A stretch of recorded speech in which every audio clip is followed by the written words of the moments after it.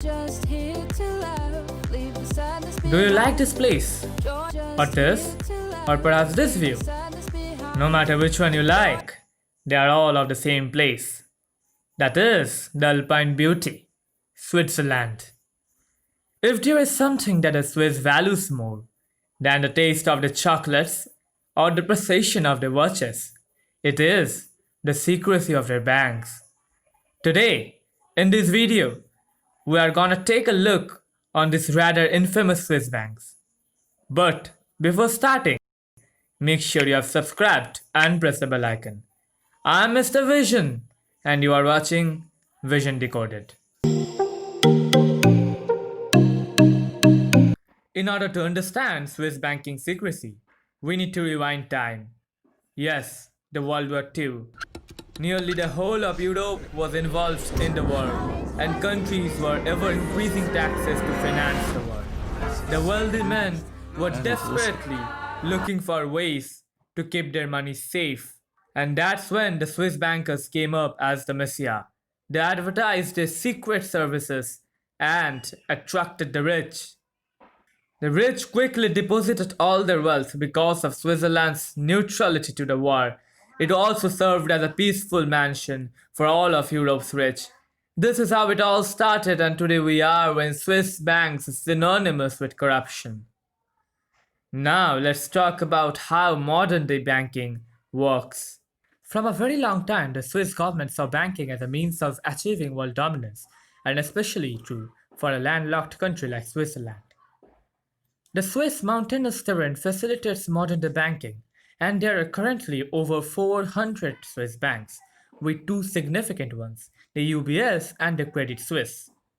These banks are so huge that there is a separate financial board just to regulate the workings of these two banks. To open a Swiss bank account, you do need some basic documentations just like any other bank, but the main difference arises after that. Unlike other banks, there will be no personal details associated with your account, and not even your name.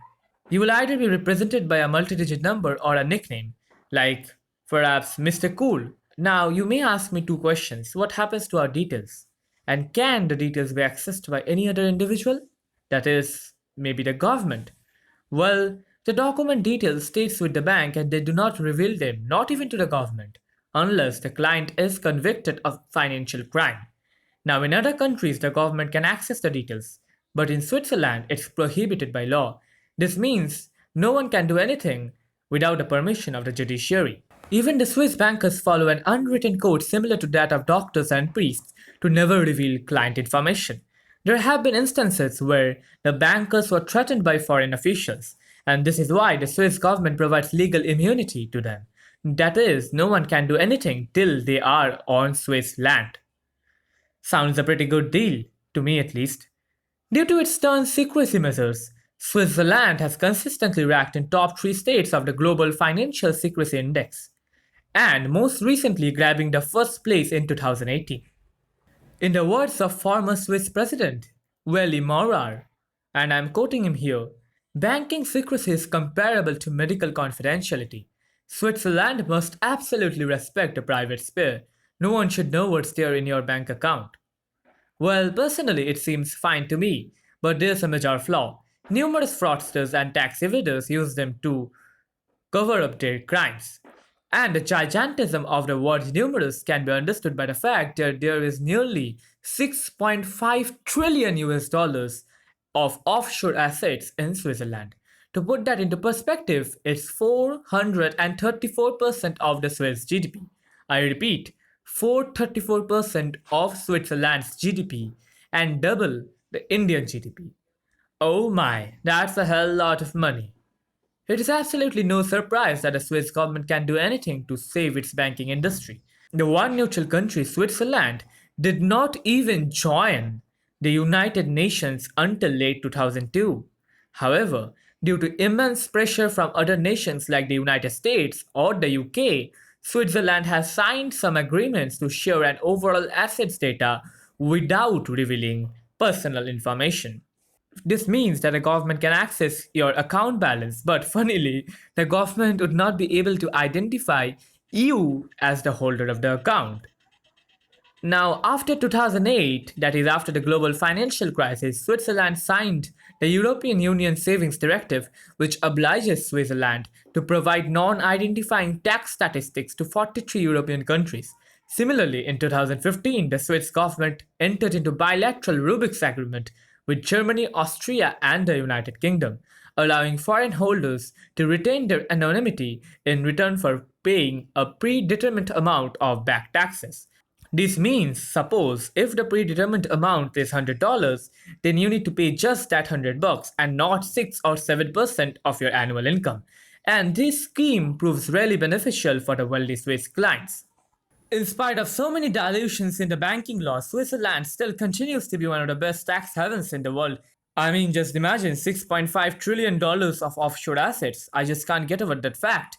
And seems like I'm not alone.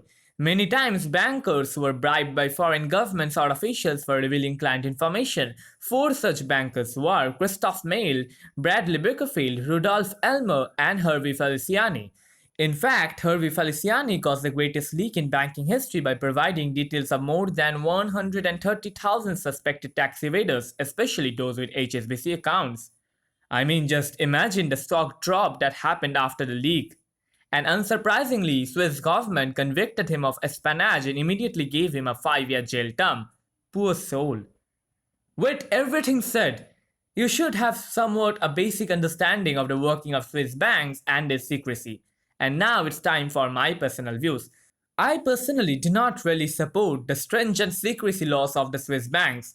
We can still somehow excuse the crime of evading taxes, but Swiss banks are freely used by fraudsters, drug dealers, illegal weapon manufacturers, money launderers, and corrupted politicians. You can also share your views down in the comment section, and do not forget to give your feedback regarding this video. This is it for today. If you loved the video, please press the like button and make sure you have subscribed to my channel. You can check out my other videos. For now, bye. 'Cause you make me love my imperfections, answer all my questions, just to show me what's on the other side.